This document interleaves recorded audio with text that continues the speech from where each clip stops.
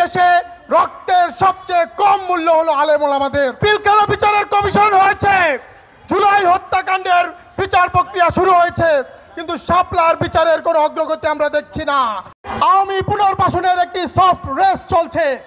আজকে রাস্তায় রাস্তায় আওয়ামী লীগের সন্ত্রাসীরা তারা মিছিল করছে। কেন এই ধরনের চিত্র আমরা আজকে দেখতে পাবো? আজকে গণহত্যাকারীদের ফাঁসিতে ঝুলানো উচিত ছিল, মৃত্যুদণ্ড দেওয়া উচিত ছিল, গণহত্যাকারী সংগঠনকে নিষিদ্ধ করা উচিত ছিল, কিন্তু এই ধরনের চিত্র আমরা বাংলাদেশে প্রত্যাশা করি নাই। ওয়ালটন আবারও মিলিনিয়ার অফারে ওয়ালটন ফ্রিজ কিনে আপনিও হয়ে যেতে পারেন মিলিয়নিয়ার। মিলিনিয়ার ছড়াছড়ি দেশ জুড়ে, এটা শুধু ওয়ালটনই পারে। আজকে এই তীব্র প্রখর রোদে শহীদি পরিবারগুলো তারা আজকে বিচার চেয়ে এখানে সমাবেশ করতে হবে, মিছিল করতে হবে, সংগ্রাম করতে হবে। এটা আমরা অভ্যুত্থান পরবর্তী বাংলাদেশে প্রত্যাশা করি না।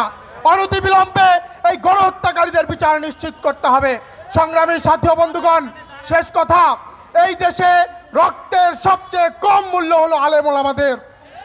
আজকে পিলখানা বিচারের কমিশন হয়েছে, জুলাই হত্যাকাণ্ডের বিচার প্রক্রিয়া শুরু হয়েছে, কিন্তু শাপলার বিচারের কোনো অগ্রগতি আমরা দেখছি না। শাপলার বিচারের অগ্রগতি আমরা দেখতে চাই। অন্যথায় জুলাই যোদ্ধারা যেভাবে রাজপথে নেমে এসেছিল, বাংলাদেশের তৌহিদি জনতা আবারও রাজপথে নেমে আসবে ইনশাআল্লাহ।